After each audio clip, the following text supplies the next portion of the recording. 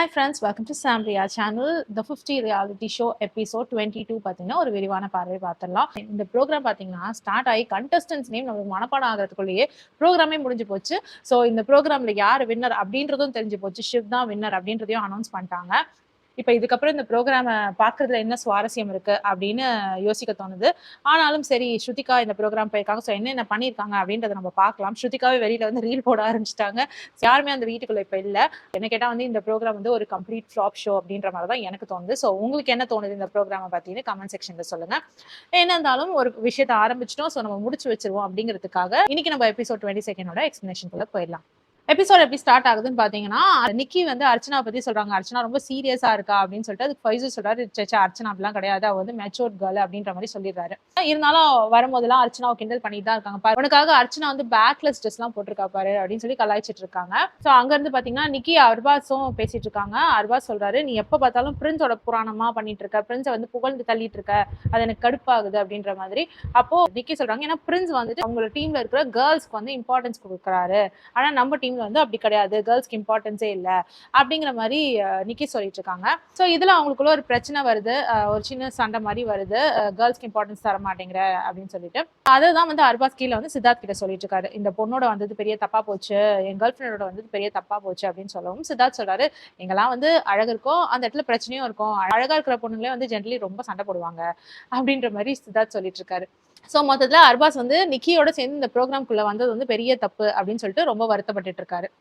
இப்ப லயன் வராது. லயன் வந்துட்டு கொஞ்ச நேரம் பாத்தீங்கன்னா அர்ச்சனாவையும் ஃபைஸுவையும் சேர்த்து வச்சு பேசிட்டு இருக்காரு. அதாவது வெளியில வந்து எல்லாரும் அர்ச்சனா ஃபைஸோ வந்து கொண்டாடிட்டு இருக்காங்க, அவங்கள வந்து ஷிப் பண்ணிட்டு இருக்காங்க. அர்சு அப்படின்னு #அர்சு அப்படின்னு போட்டு அவங்களெல்லாம் வந்து அங்க வெளியில செலிப்ரேட் பண்ணிட்டு இருக்காங்கன்னு சொல்லுவோம். அர்ச்சனா வந்து வாவ் ஃபைனலி வந்து என் நேம் கூட வந்து ஒரு பையனோட நேமோட சேர்ந்து வந்துருச்சுன்னு சொல்லி ரொம்ப சந்தோஷப்படுறாங்க. அர்ச்சனா கிட்ட கேட்கிறாரு லயன், ஷிப்னா உனக்கு என்னன்னு தெரியுமா? ஷிப்னா என்னது, இந்த எக்ஸ்போர்ட் இம்போர்ட் தானே அப்படின்ற மாதிரி அவங்க சொல்றாங்க. அதுக்கு எல்லாரும் சிரிக்கிறாங்க. அப்போ லயன் சொல்றாரு, இல்ல இல்ல அது கிடையாது, ரிலேஷன்ஷிப் ஃப்ரெண்ட்ஷிப் அந்த மாதிரி அர்ச்சனாவையும் ஃபைசுவையும் ஒன்னா வச்சு மக்கள் பார்க்க விரும்புறாங்க அப்படின்னு சொன்ன உடனே ஃபைசு வந்து இதுக்கு எனக்கு ஒரு பாட்டில் விஷத்தை கொடுத்துருங்க, நான் குடிச்சிட்டு சாவுறேன் அப்படின்ற மாதிரி சொல்லிட்டு இருக்காரு. அர்ச்சனா பின்னாடி வந்து ஃபைசுவை கட்டி பிடிச்சிக்கிறாங்க. ஃபைசுக்கு அது சுத்தமா பிடிக்கவே இல்லை அர்ச்சனா இந்த மாதிரி நடந்துக்கிறது. இது மட்டும் இல்லாம அர்ச்சனா இந்த நாள் ஃபுல்லாவே வந்து ஃபைசுவோட ரொம்ப வளைஞ்சிட்டு அவர் பின்னாடியே சுத்திக்கிட்டு தான் இருந்தாங்க.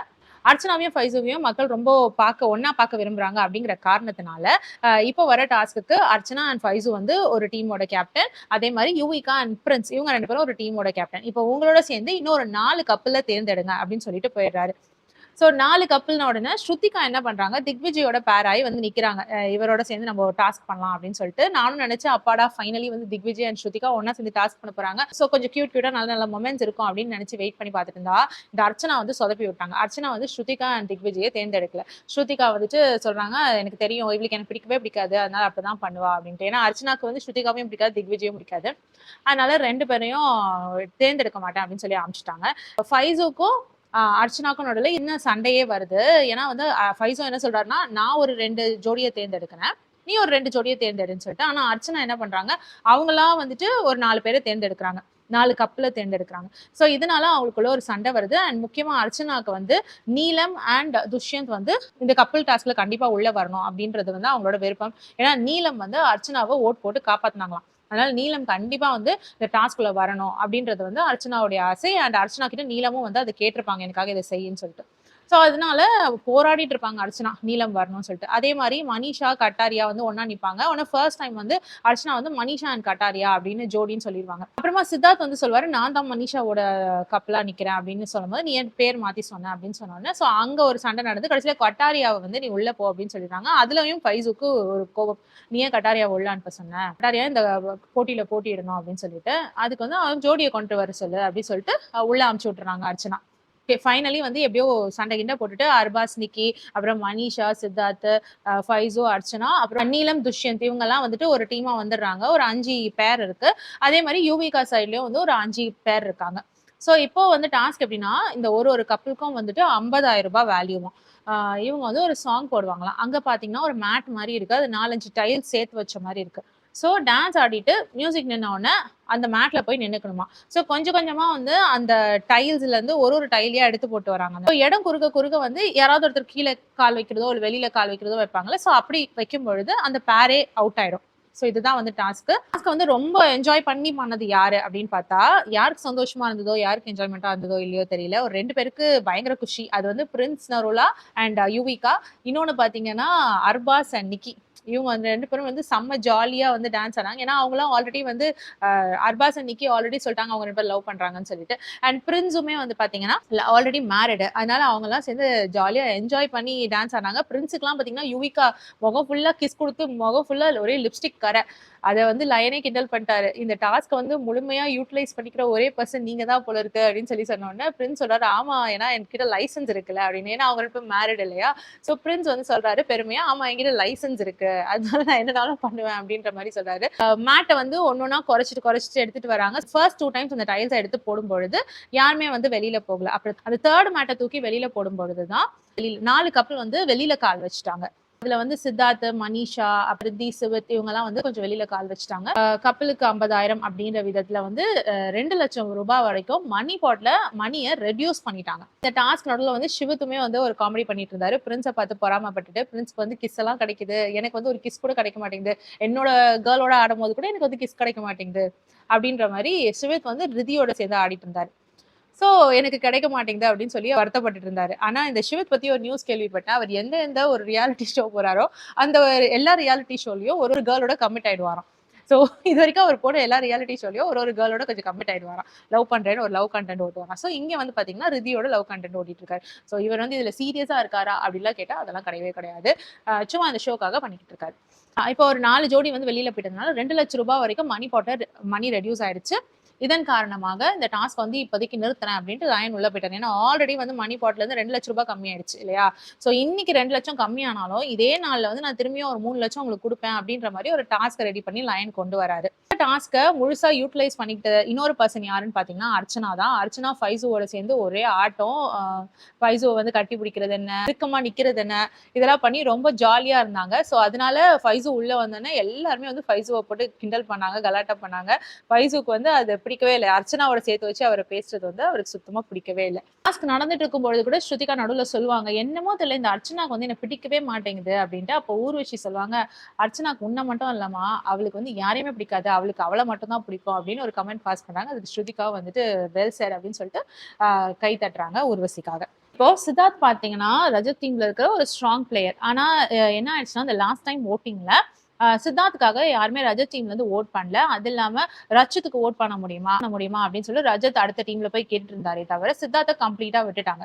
சோ இதனால சித்தார்த்துக்கு ஒரு வருத்தம் இருக்கு. தன்னோட டீம்ல வந்து தனக்கு சப்போர்ட் இல்ல, தான் தனியா விளையாடுறோம் அப்படிங்கிறது வந்து அவருக்கு மனசுல பட்டுருச்சு. சோ இப்ப என்ன பண்றாரு, இந்த மாதிரி ஒரு பர்சனை வந்து எப்பவுமே வந்து யாரு நெருங்கி போய் அலையன்ஸ் வச்சுக்கலாம்னு சொல்லி கேட்பான்னு பாத்தீங்கன்னா நம்ம பிரின்ஸ் நவ்லா. இப்போ இந்த மாதிரி குழப்பத்தோட கன்ஃபியூஷன்ல இருக்கிற ஒரு பர்சன் கிட்ட போய் எப்பவுமே பிரின்ஸ் வந்து பண்ற வேலையை தான் சித்தார்த் கிட்டயும் இப்ப பண்றாரு. சோ சித்தார்த் கிட்ட வந்துட்டு கேக்குறாரு, நம்ம வந்து அலையன்ஸ் வச்சுக்கலாம், நீ எங்க டீமுக்கு வந்துரு அப்படின்ற மாதிரி கேக்குறாரு. அதுக்கு சித்தார்த் என்ன சொல்றாப்ல, ஓகே ஃபைன் நான் வந்துட்டு அந்த டீம்ல இருந்து உங்க டீமுக்காக விளையாடுறேன் அப்படின்ற மாதிரி போயிட்டாரு. இருந்தாலும் வந்து பிரின்ஸுக்கு வந்து சித்தார்த் மேல முழுசா நம்பிக்கை கிடையாது. அவர் வந்து கன்ஃபியூஷன்ல தான் இருக்காரு. சித்தார்த் வந்து தனக்கு லாயலா இருப்பாரான்ற விஷயத்துல. இப்ப இங்க இருந்து என்ன பண்றாரு, சித்தார்த் வந்து ஒரே நாள்ல வந்து ஒரு 4 பேர்கிட்ட போய் அலையன்ஸ் வைக்கிறாரு. அவர் தனியா பாத்தீங்கன்னா ஒரு மைண்ட் கேம் பண்ண ஆரம்பிச்சிட்டாரு. அவர் அங்க இருந்து போயிட்டு நேரா ஊர்வஷி கிட்ட போய் உட்காந்து பேசுறாரு. நான் வந்து என்ன பண்றேன்னா, இங்க வந்து தனித்தனியா நிறைய பிளேயர்ஸ் இருக்காங்க. சோ அந்த பிளேயர்ஸ் எல்லாம் நான் ஒன்னா டார்கெட் பண்ணி ஒன்னா கொண்டு வர ட்ரை பண்றேன். இப்போ நமக்கெல்லாம் வந்து ஃப்ரெண்ட்ஸ் கிடையாது, சப்போர்ட் பண்றதுக்கு ஆள் கிடையாது. இப்போ ஊர்வஷியும் வந்து தனியா தான் விளையாடிட்டு இருக்கேன் அப்படின்னு சொல்றாங்க. சோ இப்படி இருக்கிற தனித்தனியா இருக்கிற நம்ம எல்லாம் ஒன்னா சேர்ந்து நம்ம ஒருத்தர் சப்போர்ட் பண்ணிக்கிட்டோம்னா இந்த கேம்ல இன்னும் கொஞ்ச நாள் போலாம் அப்படின்ற மாதிரி ஊர்வஷி கிட்ட பேசுறாரு. அதே விஷயத்தை தான் ஸ்வப்னா கிட்டயும் சொல்றாரு. சோ சப்னாவும் பாத்தீங்கன்னா யாரோட ஃப்ரெண்ட்ஷிப்பும் இல்லாம தனியா தான் விளையாடிட்டு இருக்காங்க. சோ இந்த மாதிரி தனித்தனியா விளையாடுற பீப்புளா வந்து பார்த்து அதே மாதிரி நம்ம சாமி இருக்காரு, சாமியுமே தனியா விளையாடிட்டு இருக்காரு. சோ இவங்க கிட்ட எல்லாம் போயிட்டு நம்ம அலையன்ஸ் பேசி வச்சுக்கலாம். சோ தட் நம்ம வந்து எந்த டீம்ல விளையாண்டாலும் ஓட்டிங்னு வரும்பொழுது நம்ம ஒருத்தர் சப்போர்ட் பண்ணிக்கலாம் அப்படிங்கிற மாதிரி சித்தார்த் அலையன்ஸ் பேசி வச்சுக்கிறாரு. அதே மாதிரி மனிஷா கிட்டயுமே போய் பேசுறாரு. மனிஷா கிட்ட என்ன சொல்றாருன்னா, நம்ம வந்து பிரின்ஸ் டீமுக்காக விளையாடலாம், ஆனா கடைசி நிமிஷத்துல ஓட்டிங் அப்படின்னு வரும்பொழுது நமக்கு யார தோணுதோ நம்ம ஓட் பண்ணலாம். அந்த டைம்க்கு நம்ம ஃபிளிப் ஆயிக்கலாம். இப்போதைக்கு பிரின்ஸ் டீமுக்கு விளையாடுறோம்னு நம்ம சொல்லி வச்சுக்கலாம். சோ தட் நம்மளுக்கு வந்து ஏதாவது பிரச்சனையில மாட்டிட்டா கூட வந்து அவங்க நம்மள காப்பாத்துவாங்க இல்லையா அப்படிங்கிறது தான் வந்து சித்தார்த்தோட மைண்ட் செட். இதை வந்து ஸ்ட்ராட்டஜிக்கலா ஒரு மைண்ட் கேமா வந்து அப்ரோச் பண்றாரு, விச் இஸ் வெரி குட். ஏன்னா அவங்க எல்லாம் வந்து தனியா விளையாண்டுட்டு இருக்காங்க, யாரோட துணையும் இல்லாம. அதனால சித்தார்த் வந்து இந்த மாதிரி ஸ்ட்ராட்டஜிக்கா பிளான் பண்றது வந்து அவரை இந்த ஷோல இன்னும் கொஞ்ச நாள் கூட்டிட்டு போகும். திரும்ப பாத்தீங்கன்னா ஃபாக்ஸ் வந்து ஏதோ டாஸ்க்காக ஒரு பர்சனை கூட்டிட்டு போறதுக்கு கீழே இறங்கி வராப்புல. ஆனா இப்ப வரும்பொழுது கையில ரோஸ் வச்சுட்டு வராங்க. சோ ஃபாக்ஸ பார்த்த உடனே ஃபைஸும் ஷிவ் இவங்க 2 பேருமே ஷிவ் எப்பவுமே வந்துட்டு ஃபாக்ஸ பார்த்த உடனே அப்படியே தன்னை மறந்த மாதிரி நிற்பாரு. அண்ட் இந்த தடவை பாத்தீங்கன்னா ஃபைஸுமே வந்து என்னெல்லாம் சூஸ் பண்ண மாட்டீங்களா அப்படின்னு சொல்லிட்டு ஃபாக்ஸ் கிட்ட போயிட்டு அவர் ஃபாக்ஸை சுத்தி சுத்தி வராரு. இதை பார்த்து அர்ச்சனா வந்து நீ வந்து ஃபைஸு கிட்ட போகாது அப்படின்ற மாதிரி தடுத்துக்கிட்டே இருக்காங்க. ஃபைஸு அர்ச்சனாவை பிடிச்சி தள்ளி விட்டுட்டே இருக்காங்க.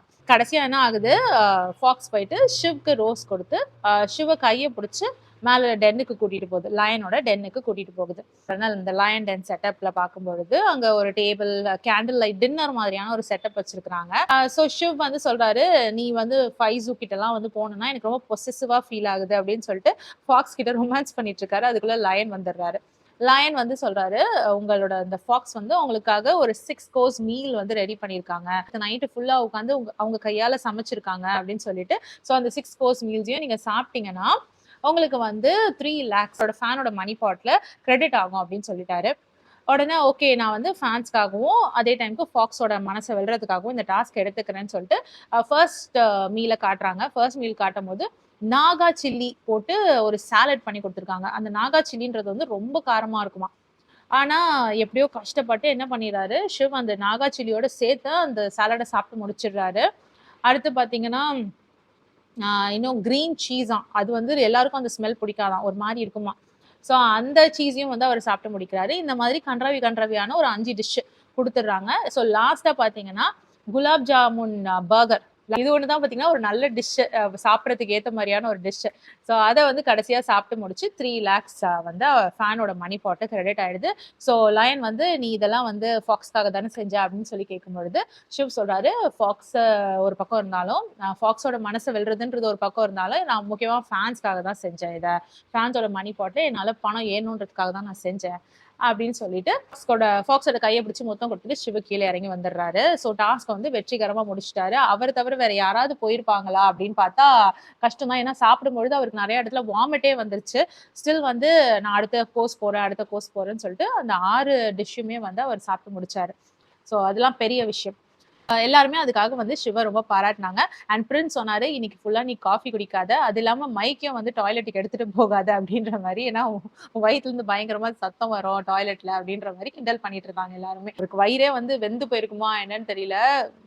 இருக்கிறதே கன்றாவியான டிஷ்ஷா வந்து சமைச்சு பாவம் சிவ சாப்பிட வச்சாங்க. அந்த சிவவுமே வந்து அது ஸ்போர்ட்டிவா எடுத்துட்டு சூப்பரா சாப்பிட்டு முடிச்சாரு. ஸோ ஃபேன்ஸோட மணி பாட்ல இப்போ 3 lakhs எக்ஸ்ட்ராவா ஆட் ஆயிடுச்சு. 2 lakhs கம்மியானாலும் 3 lakhs வந்து இப்போ எக்ஸ்ட்ராவா ஆட் ஆயிடுச்சு. ஸோ இப்போ திரும்பவும் லயன் வந்துட்டு அவளை வந்து எக்ஸாம்பிளா காமிச்சிட்டு, அவள் மாதிரி 360 டிகிரிஸ்லயும் பார்வை இருக்கணும். உங்களுக்கு உங்க கண்ணு முன்னாடி நடக்கிறது தெரியும், உங்க கண்ணுக்கு பின்னாடி என்ன நடக்குதுன்னு உங்களுக்கு தெரியுமா, ஆனா அவள் வந்து 360 டிகிரிஸும் வந்து பார்க்கும். அந்த மாதிரியான ஒரு பார்வை உங்களுக்கு வேணும். இப்போ வந்து ஒரு டாஸ்க் நடக்க போகுது. அந்த டாஸ்க்காக வந்து 4 டீமா பிரியணும். ஒரு டீம்லயும் 8 பிளேயர்ஸ் இருக்கணும் அப்படின்ற மாதிரி லயன் சொல்லிட்டு போயிட்டாரு. ஸோ இப்போ டீம் பிரிக்கலான்னு பிளான் பண்ணும்பொழுது ஊர்வஷி வந்து சொல்றாங்க, இந்த தடவை கேப்டனா கேர்ள்ஸ் தான் இருப்பாங்க அப்படின்னு சொல்லிட்டு. மனிஷா சொல்றாங்க, ஓகே கேர்ள்ஸ் கேப்டன் அப்படின்னா நான் தான் வந்து கேப்டனா இருப்பேன். நான் கேப்டனா இருந்தா மட்டும்தான் வந்து கேம் விளையாடுவேன், இல்லைன்னா நான் விளையாட மாட்டேன் அப்படின்னு சொல்றாங்க. அப்படின்னு சொல்லிட்டு அவங்க வெளியில போறாங்க. அப்ப ரஜத்துமே சொல்றாரு, இப்படிலாம் டிமாண்ட் வச்சுட்டுலாம் வந்து டீமுக்குள்ள விளையாட முடியாது, அப்படி விருப்பம் இல்லைன்னா நீ போய்க்கலாம் அப்படின்ற மாதிரி விட்டுடுறாங்க.